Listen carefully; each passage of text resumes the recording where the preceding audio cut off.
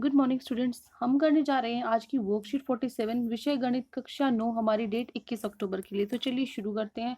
हमने पिछली वर्कशीट में सीखा था कि गोले और अर्धगोले का कैसे हम क्षेत्रफल निकालते हैं। आज हम सीखेंगे उनका आयतन कैसे निकालेंगे।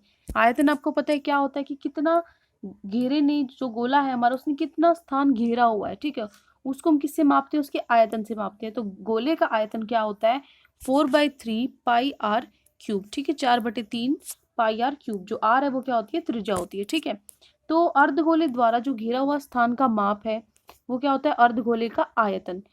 अर्धगोले का आयतन तो मतलब गोले का आधा, अर्ध है उसका आधा, तो इसका आधा करोगे तो देखो 4 नीचे 2 है, जो 4 है वो 2 से कट जाएगा तो क्या बचेगा? ऊपर सिर्फ 2 बचेगा। तो सिर्फ इतना ही इसमें डिफरेंस है, तो ये क्या हो जाएगा हमारा? 2/3 पाई आर क्यूब। ठीक है, उसके बाद कुछ क्वेश्चन है, आपको एग्जाम्पल्स उदाहरण देके बताया हुआ है किस तरीके के आएंगे। जैसे आपको त्रिज्या दे रखी है 10.5 सेंटीमीटर। ठीक है, तो आपको गोले का आयतन निकालना है। तो गोले का आयतन क्या होता है? 4/3 पाई आर क्यूब। ठीक है, 4/3 है, पाई क्या होता है? 22/7, 22/7, और आर क्यूब, आर क्या है? 10.5, 10.5 का क्यूब। तो इसको सॉल्व करोगे तो आपका आंसर आएगा 4851 सेंटीमीटर क्यूब। ठीक है, उसके बाद है व्यास आपको दिया हुआ 10.5, व्यास दिया हुआ, त्रिज्या क्या होता है? व्यास का आधा, तो व्यास का आधा क्या हो गया? 5.25 सेंटीमीटर।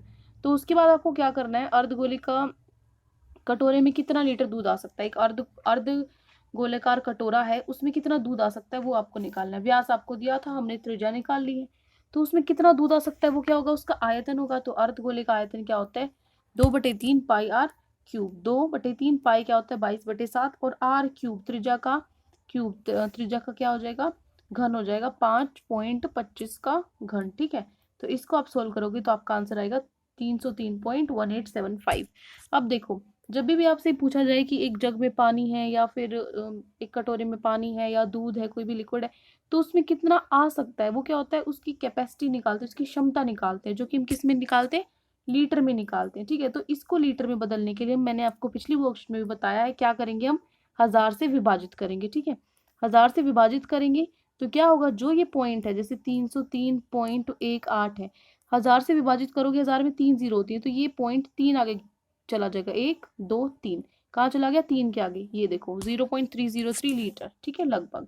अब देखो, दवाई आपका हो गई ये पीछे 1875 का कहाँ गया? तो बेटा पॉइंट के बाद, जो आपका बिंदु पॉइंट के बाद हमेशा आपकी, आप अगर 3 डिजिट तक निकालते हो, सोल्व करते हो, तो वो आपका आंसर वैलिड ठीक माना जाता है। ठीक है, क्योंकि पॉइंट के बाद बहुत आ सकते हैं पीछे, आपको सिर्फ 3 तक सोल्व करना होता है।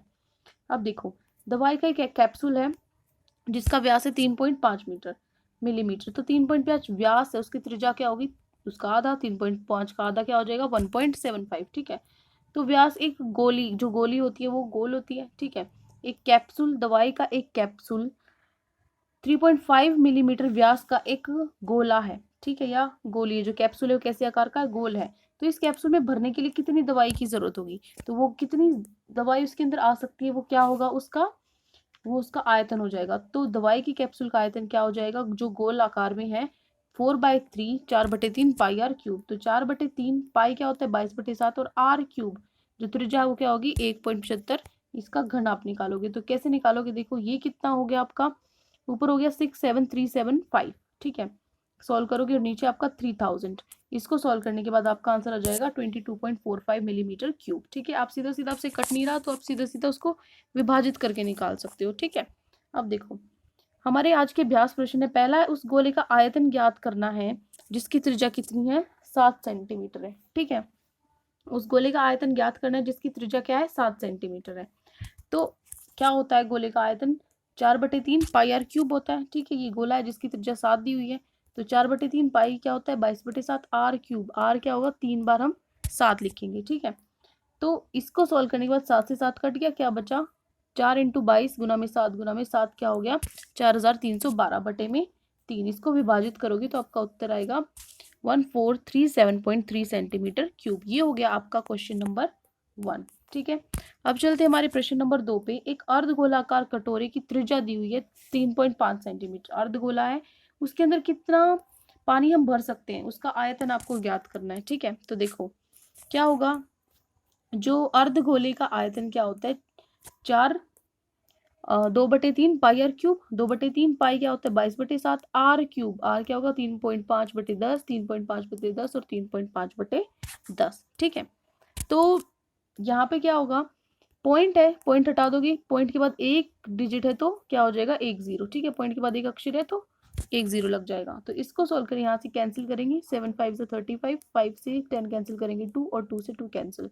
इसको सॉल्व करने के बाद हमारा आंसर आएगा 26950 और इसको सॉल्व करने के बाद आएगा 300। ठीक है, अगर इसको डिवाइड करेंगे तो हमारा आंसर आएगा 89.83 सेंटीमीटर क्यूब। अब उसने बोला है उसका पानी कितना आ सकता है, तो मैंने आपको बताया था पानी का आयतन, पानी कितना आ सकता है उसको हम लीटर्स में निकालते हैं। तो क्या करेंगे, इसको 1000 से हम गुना करेंगे, तो 1000 से गुना करेंगे तो मैंने बोला था कि उतने पॉइंट आगे खिसक जाता है, एक यहाँ 1 2, ये तो 2 ही पॉइंट है तो एक 0 और लगानी पड़ेगी और फिर उसके आगे खिसकेगा 3। तो क्या होगा आपका उत्तर 0.0838983 हो जाएगा। ठीक है, इसके पीछे लीटर आप लगा लोगे यहाँ पे। ठीक है, लीटर। ठीक है, तो ये हो गया आपका उत्तर नंबर 2। अब चलते हैं प्रश्न नंबर 3 पे। गोले का आयतन ज्ञात करना है जिसका पृष्ठीय क्षेत्रफल 154 सेंटीमीटर स्क्वायर है। पृष्ठीय क्षेत्रफल दिया हुआ है तो यहाँ से हम क्या निकालेंगे, त्रिज्या, और फिर त्रिज्या हम क्या निकल जाएगी तो हम गोले का आयतन आसानी से निकाल सकते हैं। तो ठीक है, क्या करेंगे, पृष्ठीय क्षेत्रफल है 4 पाई आर स्क्वायर। ठीक है, कितना दिया हुआ है, ये 154 है। 4 पाई क्या होता है 22/7, आर हमें निकालना है तो इसको हम सॉल्व करेंगे, 7 ऊपर चला जाएगा, 4/22 नीचे आ जाएगा। ठीक है, तो 22 सत्ते क्या होता है 144, 154 होता है। तो 7 × 7, 7 गुना में 7, 49, नीचे क्या आ गया 4। ठीक है, अब दोनों तरफ हम क्या करेंगे, अंडर रूट कर देंगे, दोनों तरफ अंडर रूट कर देंगे। ठीक है, यहाँ ये अंडर रूट यहाँ पर आपको लगाना है। ठीक है, ये गलती से छूट गया है, अंडर रूट आप लगाएंगे तो स्क्वायर से अंडर रूट कट जाएगा, क्या बचा आर। 49 का अंडर रूट 7, 4 का 2, तो 7/2 मतलब 3.5 आपकी क्या आ गई, रेडियस जो त्रिज्या है आ गई। ठीक है, उसके बाद गोले का आयतन निकालना है। गोले का आयतन क्या होता है 4/3 पाई आर क्यूब। 4/3 पाई क्या होता है 22/7 आर क्यूब, 3.5/10, 3.5/10, ये 10 कहाँ से आया है 3.5 आपकी त्रिज्या है। पॉइंट को हटाया, नीचे 10 लगा दिया, पॉइंट हटाया, नीचे 10 लगा दिया। अब इसको सॉल्व करने के बाद आपका आंसर आ जाएगा 179.66 सेंटीमीटर क्यूब। बहुत बच्चों का डाउट है कि हम ये कैसे निकाले कि भाई ये किससे कैसे कट रहा है, जो जितना आपसे कट रहा है आपको उतना ही काटना है। सेम मेरे जैसा काटने की कोई वो नहीं है। 10 से आपको 35 काटना है, 10 से 35 कर दो, 1 से आपको 10 काटना है, 10 काट दो, आंसर सेम ही आता है। ठीक है, नहीं कट रहा है आपसे तो सीधा सीधा इसको गुना करो, ऊपर नीचे गुना करो और इसको क्या कर दो, डिवाइड कर दो। ठीक है, तो ये हो गया आपका उत्तर नंबर 3। उसके बाद चलते हैं हमारे आज के आखिरी प्रश्न नंबर 4 पे। प्रश्न नंबर 4 में क्या करना है, एक गोले के आयतन और संपूर्ण पृष्ठीय क्षेत्रफल का संख्यात्मक मान बराबर है। क्या बराबर है, गोले का आयतन और उसका पृष्ठीय क्षेत्रफल। तो आपको गोले की त्रिज्या ज्ञात करनी है, तो कैसे निकालेंगे गोले की त्रिज्या, देखो ये है आपका उत्तर नंबर 4। ठीक है, गोले का आयतन किसके बराबर है, गोले के संपूर्ण पृष्ठीय क्षेत्रफल की। गोले का आयतन क्या होता है 4/3 पाई आर क्यूब और गोले का संपूर्ण पृष्ठीय क्षेत्रफल क्या होता है 4 पाई आर स्क्वायर। तो 4/3 पाई क्या होता है 22/7 और आर क्यूब क्या होगा, हमें आर निकालना है, त्रिज्या निकालनी है। ठीक है, 4 है, पाई क्या होगा 22/7 और आर हमें निकालना है। तो अब देखो क्या होगा, इसको यहाँ रखो, एज इट इज इधर रखो।